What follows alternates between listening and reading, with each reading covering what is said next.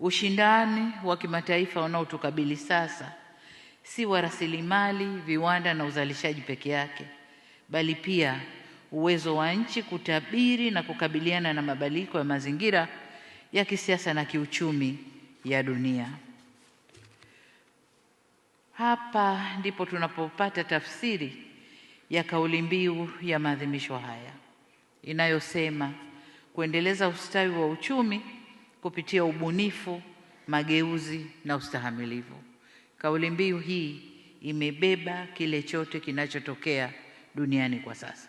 Sababu mabadiliko yale kwa kiasi kikubwa yataleta mageuzi ya kiuchumi na mambo mengine, na hivyo tunapaswa kuwa wabunifu kujenga mifumo itakayoweza kustahimili yale yanayotokea duniani.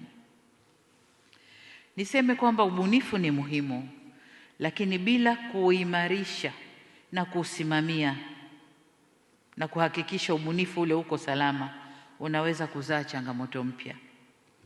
Mageuzi tunayoyazungumza ni muhimu, lakini kama hayabadili maisha ya wananchi, yatasalia kuwa takwimu katika ripoti zetu.